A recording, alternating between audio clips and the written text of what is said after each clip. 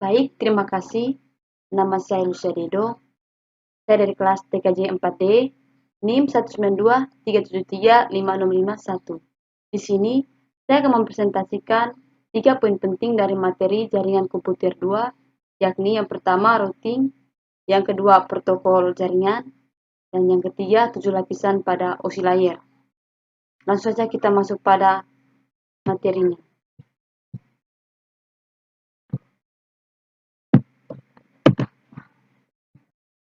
Yang pertama, routing. Routing adalah sebuah alat yang mengirimkan paket data melalui sebuah jaringan atau internet menuju tujuannya, melalui sebuah proses yang dikenal sebagai routing. Proses routing terjadi pada lapisan 3, lapisan jaringan seperti internet protokol, dari lapisan tumpukan atau sering disebut dengan stack protokol. Yang berikut, fungsi routing. Pada prinsipnya, router digunakan untuk menghubungkan dan meneruskan data antara dua atau lebih jaringan. Saat ini, router lebih dikenal sebagai alat untuk menghubungkan jaringan yang dipasang baik di perumahan, kantor, warnet, atau instansi lainnya untuk menghubungkan dengan internet. Router umumnya memiliki kemampuan untuk memblokir broadcast strong yang dapat memperlambat kinerja jaringan. Router sering disalahartikan dengan switch. Namun, kedua alat ini memiliki fungsi yang berbeda, yakni pada router ia berfungsi untuk menghubungkan jalan antara jalan jaringan satu dengan jalan jaringan lainnya. Sementara pada switch, ia berfungsi seperti jalan, yaitu mengumpulkan jaringan-jaringan yang ada ke dalam satu jaringan dan membentuk LAN atau Local Action Network. Yang berikut masuk pada jenis-jenis routing. Yang pertama, routing default adalah routing yang digunakan untuk mengirim paket secara manual.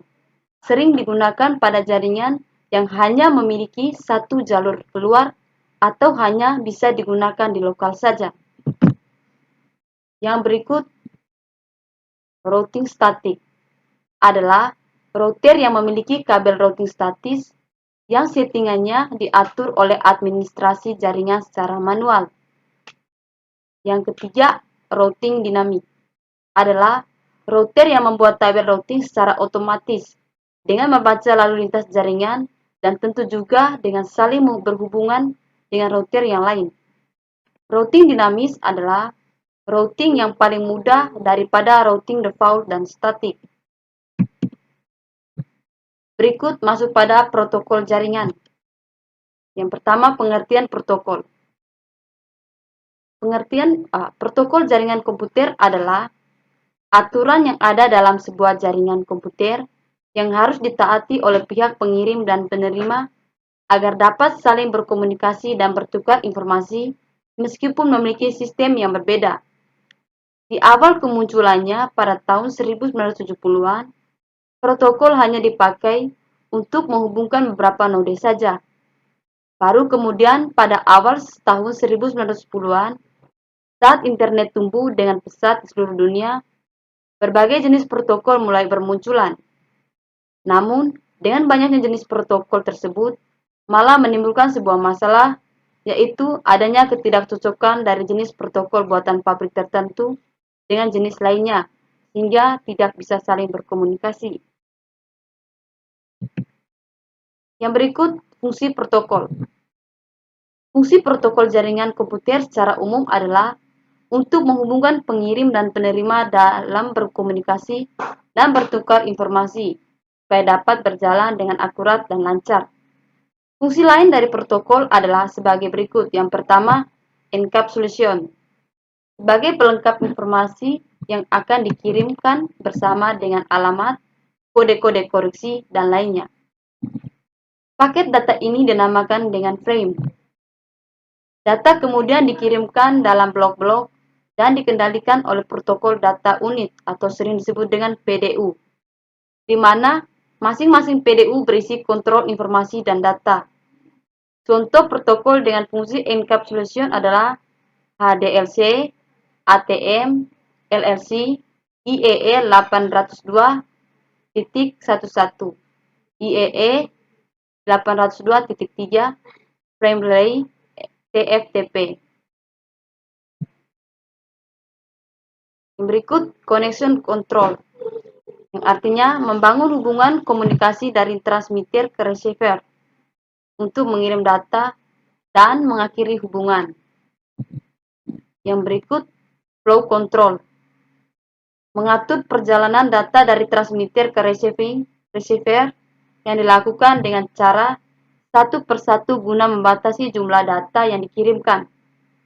Pada fungsi ini harus terdapat fitur stop and wait, yang artinya masing-masing PDU harus diakui sebelum proses pengiriman selanjutnya. Yang berikut error control, mengawasi terjadinya kesalahan saat proses pengiriman data. Jika terjadi kesalahan, maka paket akan langsung dibuang. Yang berikut fragmentasi, proses di mana pihak pengirim membagi informasi yang dikirim menjadi beberapa paket data.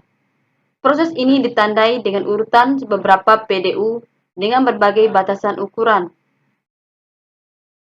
Yang berikut reassembly, proses di mana pihak penerima mengembalikan kembali paket data menjadi satu paket yang lengkap. Dan yang terakhir, transmission service, memberi pelayanan komunikasi data seputar prioritas dan keamanan data. Contohnya saja, prioritas paket, pengaturan batas koneksi, membatasi akses paket, mutu jaringan, dan lainnya. Yang berikut kita masuk pada jenis protokol. Yang pertama, ada protokol Ethernet. Jenis protokol yang menggunakan suatu metode akses berupa CSMA or CD, atau sering disebut dengan Carrier Sense Multipath Access or Collision Detection. Yang kedua, protokol Local Talk. Jenis protokol yang dikembangkan perusahaan Apple yang ditujukan untuk komputer Macintosh dengan metode CSMA or CA, Carrier Sense Multipath Access or Collision Avoidance. Yang berikut, jenis protokol yang ketiga ada token ring. Jenis protokol yang dikembangkan oleh perusahaan IBM dengan metode akses pengiriman informasi yang berada di dalam satu lingkaran protokol.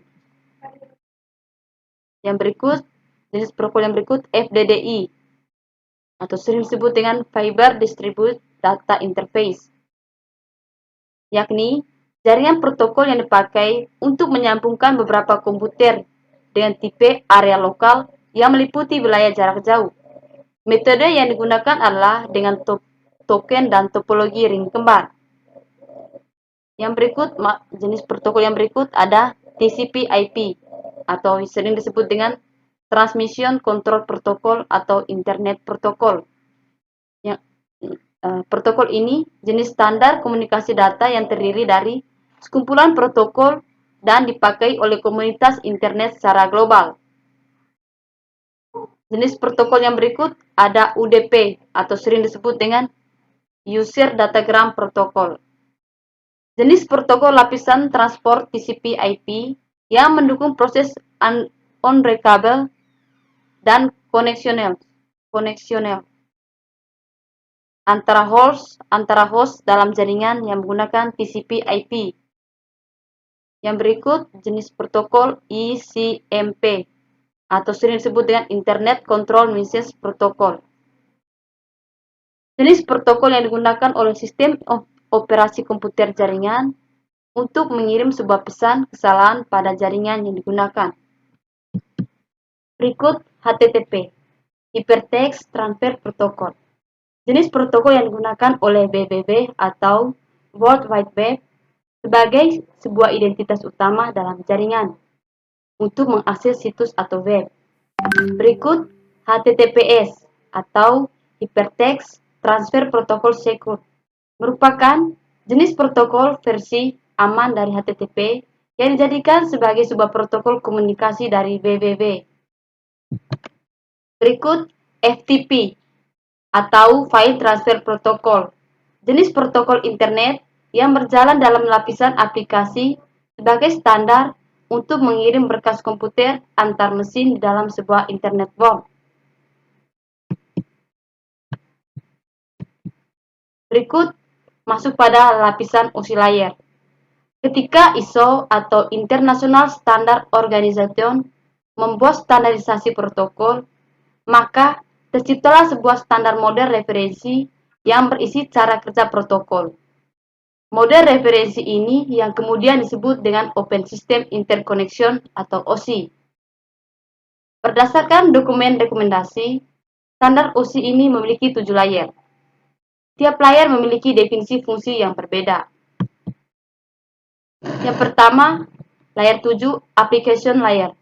Merupakan layer di mana terjadi interaksi antar muka end user dengan aplikasi yang bekerja menggunakan fungsionalitas jaringan, melakukan pengaturan bagaimana aplikasi bekerja menggunakan resource jaringan, untuk kemudian memberikan pesan ketika kesalahan. Beberapa service dan protokol yang berada di layer misalnya HTTP, FTP, SMTP, dan lain-lain. Yang berikut, layer 6 ada presentation layer. Layer ini bekerja dengan mentranslasikan format data yang hendak ditransmisikan oleh aplikasi melalui jaringan ke dalam format yang ditransmisikan oleh jaringan. Pada layer ini, data akan dienkripsi atau dideskripsi.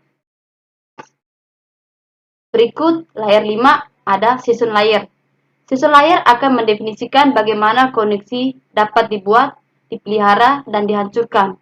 Di layer ini ada protokol name recognition, NVS, dan SMB. Berikut, layer 4 ada transport layer. Layer ini akan melakukan pemecahan data ke dalam paket-paket data, serta memberikan nomor urut pada paket-paket data tersebut, sehingga dapat disusun kembali ketika sudah sampai pada sisi tujuan. Selain itu, pada layar ini akan menentukan protokol yang akan digunakan untuk mentransmisikan data. Misalkan, protokol TCP. Protokol ini akan mengirimkan paket data, sekaligus akan memastikan bahwa paket diterima dengan sukses, dan mentransmisikan ulang terhadap paket-paket yang hilang atau rusak di tengah jalan. Layer 3 ada network layer. Network layer akan membuat header untuk paket-paket yang berisi format informasi IP, baik IP pengirim data maupun IP tujuan data. Pada kondisi tertentu, layer ini juga akan melakukan routing melalui internet networking dengan menggunakan router dan switch layer 3. Yang berikut, layer 2 ada data link layer. Berfungsi untuk menentukan bagaimana bit-bit data dikelompokkan menjadi format yang disebut sebagai frame. Selain itu, pada level ini terjadi koreksi kesalahan, flow control, pengalamatan perangkat keras seperti halnya Media Access Control Address atau MAC address, dan menentukan bagaimana perangkat-perangkat jaringan seperti hub, RAID, repeater, dan switch layer 2 beroperasi. Spesifikasi IEE 802 membagi level ini menjadi 2 level anak, yaitu lapisan Logis Link Unit atau LLC dan lapisan Media Access Control atau MAC. Yang berikut, layer 1 atau physical layer. Layer fisikal bekerja dengan mendefinisikan media transmisi jaringan, metode pensinyalan, sinkronisasi bit, arsitektur jaringan, seperti halnya Ethernet atau token ring, topologi jaringan atau pengkabelan. Selain itu, level ini juga mendefinisikan bagaimana network interface card atau NIC dapat berinteraksi dengan media kabel atau radio. Proses pengiriman data melewati tiap layer ini bisa kita analogikan seperti ketika kita mengirim surat. Isi surat adalah data yang kita kirim dari layer 7 ke layer 5. Kemudian sesuai standar pengiriman, isi surat tersebut kita masukkan ke dalam sebuah amplop atau layer 4. Agar surat kita bisa terkirim, kita perlu menambahkan alamat kemana surat tersebut akan dikirim. Juga siapa pengirim surat tadi, itu terjadi pada layar 3. Selanjutnya, surat tersebut akan kita serahkan ke pihak ekspedisi, dan pihak ekspedisi yang nantinya akan mengirimkan surat tadi ke layar. Baik, sekian presentasi dari saya. Terima kasih.